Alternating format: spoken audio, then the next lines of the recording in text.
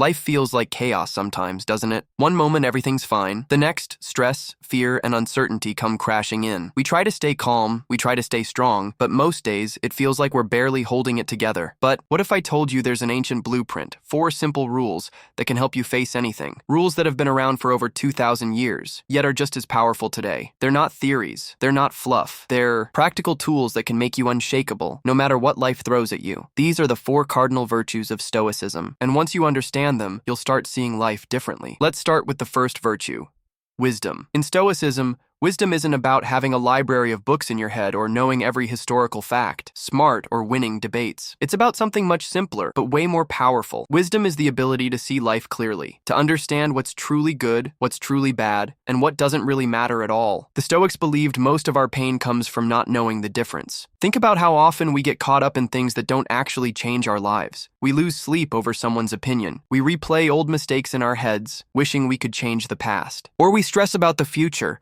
building up 100 worst-case scenarios that may never even happen. Wisdom cuts through all that noise. It helps you pause and ask, does this really matter? Is this within my control? And if the answer is no, Stoicism teaches us to let it go. But here's the thing. Wisdom isn't something you read about once and suddenly master. It's something you practice every single day with the little choices you make. Say someone cuts you off in traffic. You could shout, honk, and let anger ruin your whole morning. Or you could remind yourself, this isn't worth my peace. I can't control what they did, but I can control how I respond. That's wisdom in action, not reacting on impulse, but responding with clarity. Or think about a bigger choice, like whether to stay in a job you hate. Wisdom helps you step back and see the bigger picture. Is this job giving you growth, purpose, or financial stability? Or is it draining your energy, keeping you stuck, and holding you back from who you could be? Wisdom doesn't always give you easy answers, but it gives you better questions, and those lead to better choices. The Stoics believed that everything starts here. If you don't know what truly matters, how can you live a good life? How can you face hardship, choose courage, or act with fairness if you can't first see clearly what's good, bad, or indifferent? And maybe that's the real power of wisdom. It doesn't remove life's problems. It helps you face them with a clear mind and a steady heart. So let me ask you, what's one thing you've been worrying about lately that might not even be worth your energy? Drop it in the comments. Sometimes just saying it out loud or writing it down can make it lose its grip on you. Now that we've explored wisdom, let's move to the second cardinal virtue: